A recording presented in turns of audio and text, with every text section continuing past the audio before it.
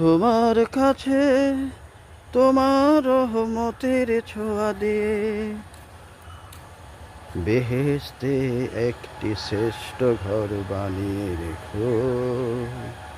তোমার দয়া দিয়ে রহমতের ছোঁয়া দিয়ে আমাকে আবদ্ধ রাখো।